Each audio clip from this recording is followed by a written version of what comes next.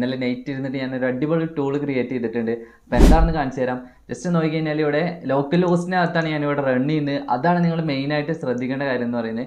Okay, ഇവിടെ code coders എന്ന് പറയുന്നത് ഞാനൊരു ജസ്റ്റ് ഒരു വെബ് പേജ് ക്രിയേറ്റ് ചെയ്തിട്ടുണ്ട്. ഇതിനകത്ത് സ്റ്റാർട്ട് കോഡിംഗ് നൗ, അതുപോലെ തന്നെ എക്സ്പ്ലോർ പാറ്റേൺസ്, ഇങ്ങനെ 2 ബട്ടൺസ് കൊടുത്തിട്ടുണ്ട്. ഓക്കെ, ഇവിടെ ഒരു ഫിബിനാച്ചിൻ്റെ കോഡ് കൊടുത്തിട്ടുണ്ട്.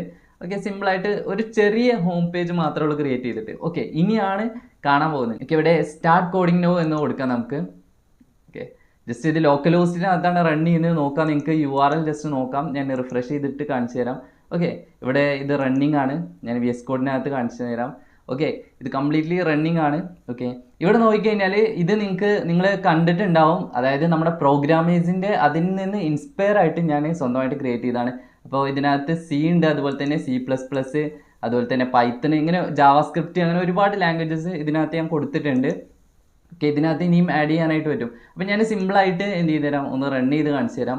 ഓക്കെ, ഇവിടെ റൺ എന്ന് കൊടുത്തു കഴിഞ്ഞാൽ കമ്പൈലർ ഇവിടെ കമ്പൈൽ ചെയ്തുകൊണ്ടിരിക്കുന്നുണ്ട്. Okay, welcome to code coders എന്ന് ഞാൻ കൊടുത്തിട്ടുള്ള ഡിഫോൾട്ടായിട്ട് കൊടുത്തിട്ടുള്ള ഇവിടെ റൺ ആയിട്ടുണ്ട്.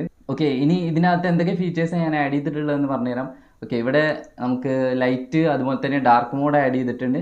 ഓക്കെ, എനിക്ക് ഡാർക്ക് മോഡാണ് ഇഷ്ടം, അതുകൊണ്ട് പ്രോഗ്രാമേഴ്സിന് അതായിരിക്കും കൂടുതൽ ഇഷ്ടം എന്ന് പറയുന്നത്. ഓക്കെ, അതുകൂടെ ഇതിനകത്ത് ആഡ് ചെയ്തിട്ടുണ്ട്. ഇനി ഇവിടെ മെയിനായിട്ട് കൊടുത്തിട്ടുള്ളതെന്ന് പറയുന്നത് ഇവിടെ 100+ പാറ്റേൺസ് ഞാനിവിടെ കൊടുത്തിട്ടുണ്ട്. ഓക്കെ, അപ്പോൾ ഇതിനകത്ത് ജസ്റ്റ് ഒന്ന് ക്ലിക്ക് ചെയ്ത് നോക്കാം. ഇവിടെ ക്ലിക്ക് ചെയ്ത് കഴിഞ്ഞാൽ ഇതാണ് ഇതിൻ്റെ ഒരു എക്സ്ട്രാ ഫീച്ചർ എന്ന് പറയുന്നത്. ഇവിടെ നമുക്ക് സെർച്ച് ചെയ്ത് കഴിഞ്ഞാൽ ഏത് പാറ്റേൺസ് നമുക്ക് ഇവിടെ നിന്ന് എടുക്കാം. ഓക്കെ, ഞാൻ ജസ്റ്റ് ഡയമണ്ട് എന്ന് ഇവിടെ DI എന്ന് ടൈപ്പ് ചെയ്യുമ്പോൾ തന്നെ ഇവിടെ വരുന്നുണ്ട്. ഓക്കെ, ഇതിനകത്ത് പാറ്റേൺ ഉണ്ട്. ഓക്കെ, അതിൻ്റെ ലെവൽ ഡിഫിക്കൽട്ടി കാണിക്കുന്നുണ്ട് ഇവിടെ, ഹാർഡ് എന്ന് പറഞ്ഞിട്ട്. അതുപോലെ തന്നെ അതിനകത്ത് കോഡും, അതുപോലെ തന്നെ കമൻറ്റ് ചെയ്തിട്ടുള്ള കോഡും കാര്യങ്ങളൊക്കെ ഉണ്ട് ഇവിടെ. ഇവിടെ നോക്കിക്കഴിഞ്ഞാൽ നിങ്ങൾക്ക് ഷോ എക്സ്പ്ലനേഷൻ എന്ന് നോക്കിക്കഴിഞ്ഞാൽ അതിൻ്റെ ആ ഒരു എക്സ്പ്ലനേഷൻ നിങ്ങൾക്ക് ഇവിടെ താഴെ റീഡ് ചെയ്യാനായിട്ട് പറ്റും. അതുപോലെ തന്നെ ഇവിടുന്ന് നിങ്ങൾക്ക് കോഡ് കോപ്പി ചെയ്യാനായിട്ട് പറ്റും. ആ ഒരു ഓപ്ഷൻ കൊടുത്തിട്ടുണ്ട്. പിന്നെ റൺ ഇൻ കമ്പൈലറാണ് മെയിൻ ആയിട്ടുള്ളൊരു ഓപ്ഷൻ എന്ന് പറയുന്നത്. ഇതിനകത്ത് കൊടുത്തു കഴിഞ്ഞാൽ നമുക്ക് എന്ത് ചെയ്യാം, ഈ ഒരു കോഡ് തന്നെ നമ്മുടെ കമ്പൈലറിനകത്ത് നമുക്ക് ആ ഒരു കോഡ് നമുക്ക് കിട്ടും. ഓക്കെ, ഞാൻ ഇവിടുന്ന് പാസ് ചെയ്ത് കൊടുത്തിട്ടുണ്ട്. അപ്പോൾ ഇത് നമുക്ക് ഇവിടുന്ന് എന്ത് ചെയ്യാം, റൺ ചെയ്ത് നോക്കാം. അവിടെ വന്നിട്ടുള്ള ആ ഒരു സെയിം ഔട്ട്പുട്ട് തന്നെ നമുക്ക് ഇവിടെയും കിട്ടും.